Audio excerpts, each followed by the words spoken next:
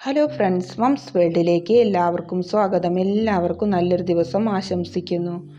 അപ്പോൾ ഒന്ന് മോർണിംഗ് വ്ളോഗായിട്ടാണ് വന്നിരിക്കുന്നത്. അപ്പോൾ രാവിലെ തന്നെ കുളിയൊക്കെ കഴിഞ്ഞ് വിളക്കൊക്കെ കത്തിച്ചിട്ടുണ്ട്. എല്ലാ ദിവസവും ഇങ്ങനെയൊന്നും അല്ല കേട്ടോ. എല്ലാ ദിവസവും രാവിലെ കുളിച്ച് വിളക്ക് കത്തിക്കലൊന്നുമില്ല. ആദ്യം ആരാ കുളിക്കുന്നത് വെച്ചാൽ അവർ കത്തിക്കും. ഇവിടെ അങ്ങനെയാണ് പതിവ്. അപ്പോൾ നേരെ ഇങ്ങനെ വെളുത്ത് വരുന്നേ ഉള്ളൂ. 5:45 സമയമൊക്കെ ആയിട്ടുണ്ട്. അപ്പോൾ പെട്ടെന്ന് നേരം വെളുക്കുമല്ലോ അപ്പോൾ സമയമൊക്കെ ആയി വരുന്നേ ഉള്ളൂ. എല്ലാവരും നീറ്റ് വരുന്നേ ഉള്ളൂ. ഒരു 6 മണിയൊക്കെ ആകുമ്പോഴേക്കും എല്ലാവരും ഇങ്ങനെ എണീക്കും.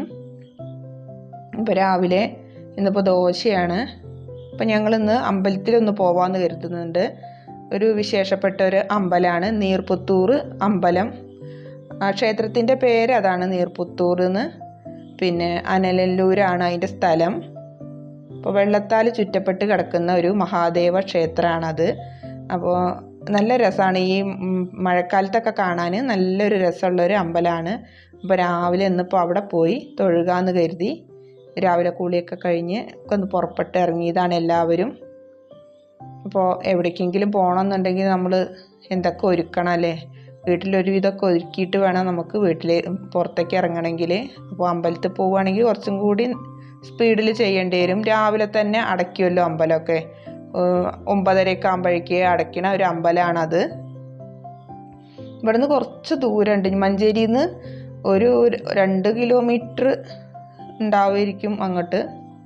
കുറച്ച് സമയം വേണം, 1.5 മണിക്കൂർ വേണം അങ്ങോട്ട്. 2 കിലോമീറ്റർ അല്ല കേട്ടോ, 2 മണിക്കൂറോളം യാത്ര ഉണ്ട് അങ്ങോട്ട്. അപ്പോൾ കുറച്ച് ദൂരമുണ്ട്. അപ്പോൾ ഞങ്ങൾ പോകുമ്പോൾ നല്ല വെയിലായിരുന്നു.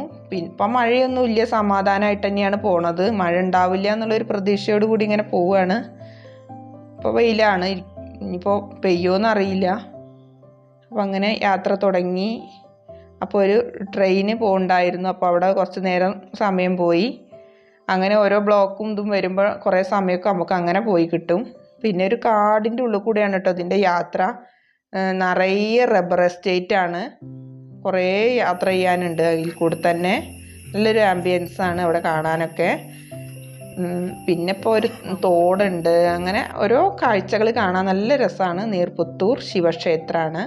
അത്ര വലിയൊരു അമ്പലമൊന്നും അല്ലെങ്കിലും നല്ല പ്രശസ്തമായ ഒരു അമ്പലമാണ്.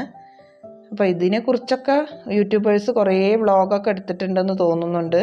അപ്പോൾ ഞാനിത് പോയപ്പോൾ എടുത്തു എന്ന് മാത്രമേ ഉള്ളൂ. ഇതിൻ്റെ ഐതിഹ്യങ്ങളും കാര്യങ്ങളൊന്നും എനിക്കറിയില്ല. അതൊക്കെ നിങ്ങൾ യൂട്യൂബിലൊക്കെ അടിച്ചു നോക്കിയാൽ അറിയാൻ കഴിയും. നല്ലൊരു ക്ഷേത്രമാണ്, കുളമുണ്ട്, വെള്ളത്തിലാണ് പ്രതിഷ്ഠ നിൽക്കുന്നത്. അപ്പോൾ അത് ഇതുപോലെ ഇങ്ങനെ നല്ലൊരു ആംബിയൻസ് ഉള്ള ഒരു അമ്പലമാണ്. അപ്പോൾ ഇവിടെ ഫോട്ടോ എടുക്കാനോ വീഡിയോ എടുക്കാനോ ഒന്നും പാടില്ല കേട്ടോ. പിന്നെ ഞങ്ങൾ അറിയാതെ ഇങ്ങനെ മെല്ലെ എടുത്തതാണ്. അപ്പോൾ നമുക്കിത് പിന്നെയും കാണണമെങ്കിൽ നമ്മളിതുപോലെ ഒന്ന് എടുത്തു വെച്ചാൽ നമുക്ക് കാണാമല്ലോ. അപ്പോൾ അവർ കാണാതെ ചെയ്തൊരു പണിയാണ്. അപ്പോൾ എല്ലാവരും എടുക്കുന്നുണ്ട് കേട്ടോ, വീഡിയോ ഫോട്ടോ ഒക്കെ എടുക്കുന്നുണ്ട്. പക്ഷെ അവർ കാണാൻ എടുത്തിട്ടില്ല എന്ന് മാത്രം.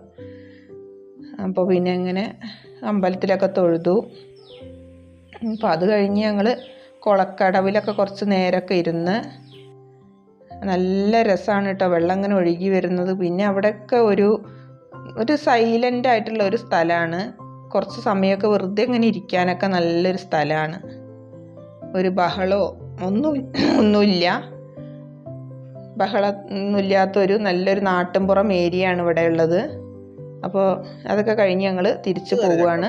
കഴിഞ്ഞ് ഞങ്ങൾ പിന്നെ ഒരു ഓഡിറ്റോറിയത്തിൽ കല്യാണം ഉണ്ടായിരുന്നു. കല്യാണത്തിനാണ് നേരെ പോയത്. അപ്പോൾ ഉച്ചക്കത്തെ കാര്യങ്ങളൊക്കെ അങ്ങനെ കഴിഞ്ഞു.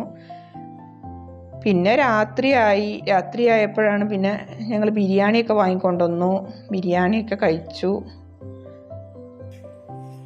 അപ്പോൾ മോനതൊക്കെ കെട്ടൊക്കെ അഴിച്ച് റെഡിയാക്കി എടുക്കുകയാണ്. അപ്പോൾ ഇന്നത്തെ വീഡിയോ ഇത്രയൊക്കെ ഉള്ളൂ.